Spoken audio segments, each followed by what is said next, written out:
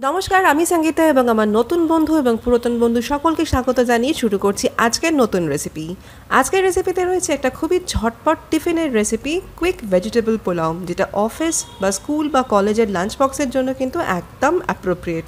চলুন দেখে নেওয়া যাক এই রেসিপিটা বানাতে কী কী লাগছে। তার ডিটেলস কিন্তু আমি এখানে পুরো ইনগ্রিডিয়েন্ট লিস্টে দিয়ে দিয়েছি। এই ভেজিটেবল পোলাওয়ের জন্য প্রথমেই আগে আমি চালটাকে রেডি করে নেবো। আমি এখানে নিয়ে নিয়েছি 1 গ্লাস পরিমাণে বাসমতি চাল। চালটাকে আগে একটু একটা মিক্সিং বোলের মধ্যে নিয়ে নিচ্ছি। এবার চালটাকে ভালো করে 2 থেকে 3 বার জল বদলে বদলে ধুয়ে নিয়েছি। এবার এই চালটাকে পর্যাপ্ত পরিমাণে একটু জলের মধ্যে ভিজিয়ে রেখেছি, যাতে চালের দানাগুলো একটু লম্বা লম্বা হয় রান্নার পর।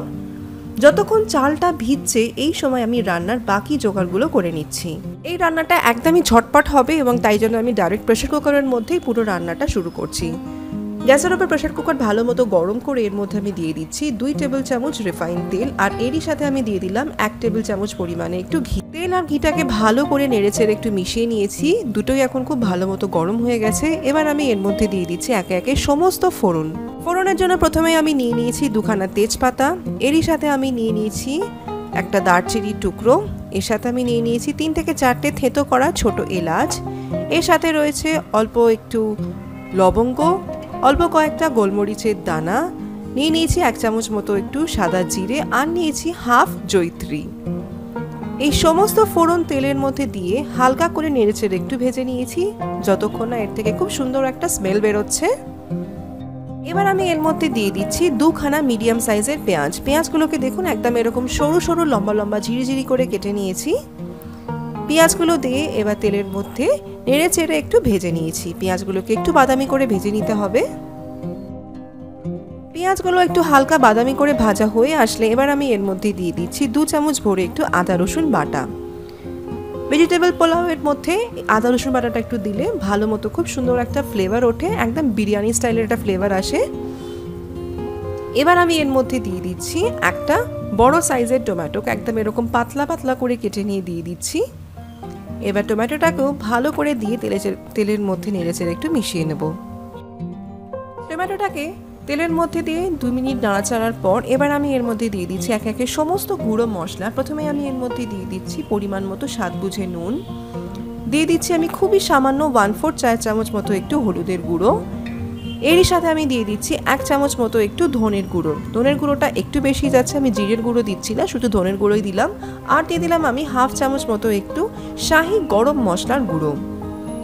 এইবার সামান্য একটু গরম জল দিয়ে এর মধ্যে ভালো করে মশলাটাকে একটু কষিয়ে নিয়েছি, যতক্ষণ না টমেটোগুলো একদম সফট হয়ে গলে যাচ্ছে। 3-4 মিনিট এভাবেই ভালো করে কষানোর পর দেখুন টমেটোটা এখন খুব ভালো মতো একদম সফট হয়ে গলে গেছে। দেখেই বুঝতে পারছেন মশলাটা খুব ভালো মতোই কষানো হয়ে গেছে। এবার আমি এর মধ্যে দিয়ে দেবো একে একে সমস্ত সবজি কিন্তু আমি আর ভাজিনি, ডাইরেক্ট আমি দিয়ে দিচ্ছি এবং ডাইরেক্ট এর সাথেই আমি মশলার সাথেই সবজিগুলোকেও একেবারে কষিয়ে নেবো। আমি এখানে নিয়ে নিয়েছি একটা মিডিয়াম সাইজের গাজর, একটা আলু নিয়েছি, আর নিয়েছি অল্প কয়েকটা বিনস। সমস্ত সবজিকে আমি একটু এরকম ডুমো ডুমো করে কেটে নিয়েছি। সবজিগুলোকে তেলের মধ্যে দিয়ে দিলাম, আর এরই সাথে আমি দিয়ে দিচ্ছি 1 মুঠো মতো একটু ফ্রোজেন কড়াইশুঁটিগুলোকেও আমি এর মধ্যে দিয়ে দিলাম। এবারে সমস্ত কিছু ভালো করে নেড়েচেড়ে একটু মিশিয়ে নেবো। আমি এখানে এই কটা সবজি দিয়েছি, আপনারা চাইলে কিন্তু আপনাদের পছন্দ মতো যে কোনো সবজি দিতে পারেন। আপনারা চাইলে ক্যাপসিকাম দিতে পারেন, ফুলকপি দিতে পারেন, আপনারা চাইলে এর মধ্যে পনিরও দিতে পারেন, খুবই ভালো হয় খেতে।